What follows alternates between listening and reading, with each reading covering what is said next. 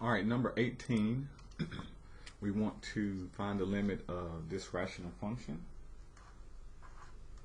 And if you kind of look ahead and try to plug in the t value, so t is approaching -5. If you try to apply this and do direct substitution, you'll notice that the denominator will be 0, so we have to use some other algebraic methods to try to solve this rational expression.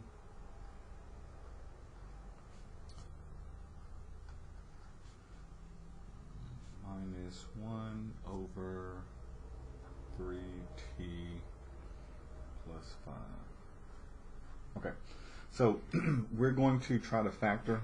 So again, like if you were to plug in -5, 5 will cancel out, you get 0, multiply times 3, you get 0.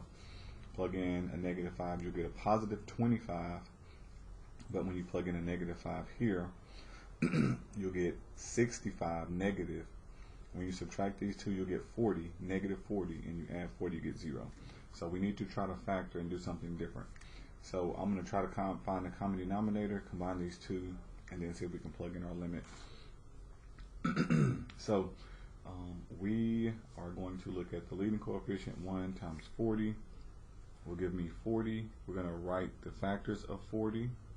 1 times 40, 2 and 20, 4 and 10, 5 times 8, and I think that should be it. We want to add, since this last term is positive, to get 13. The factors of 40 that add to give us 13 are 5 and 8. So this will factor.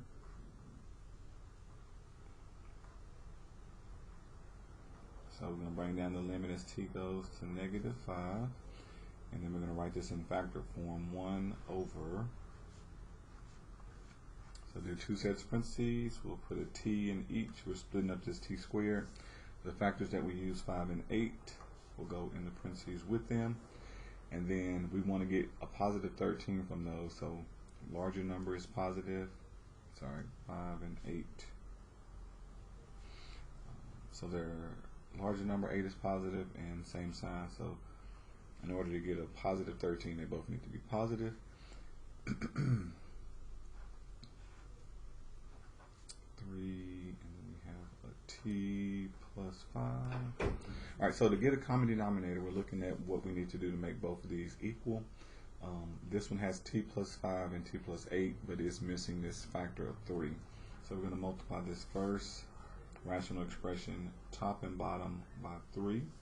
The second rational expression, now this one has a 3, t plus 5, and 8. It is missing the t plus 8.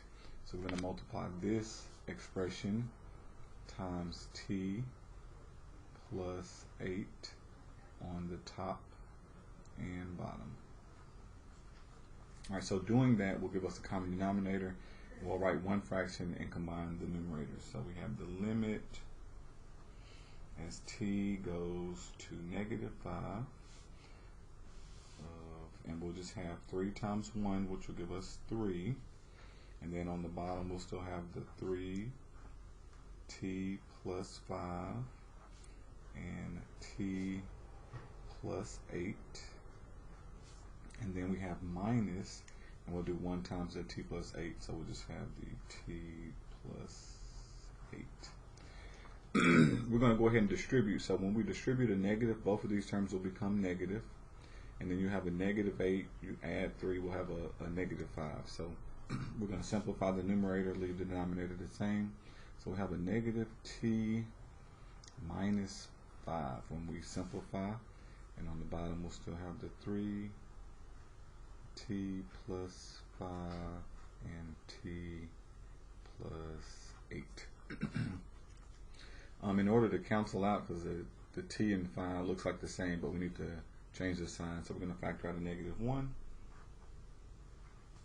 So we still have limit. T is going to -5. We're going to factor out a -1 on the top. That's going to leave me with a t plus 5 positive. On the bottom, we still have the 3t plus 5 and t plus 8. The t plus 5 will now divide out. So the term that we're dividing out is just the 5. Like if you, it just kind of agrees with what we already knew. If we do t plus 5 and set it equal to 0, subtract 5, you get t equals negative 5.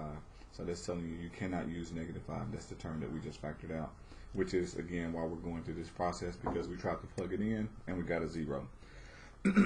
So if we continue and simplify, t plus 8, and we actually do direct substitution, 5 plus 8, negative 5 plus 8, that is going to give us a positive 3. And then once we do 3 times 3, that is going to give us a negative 1 over 9.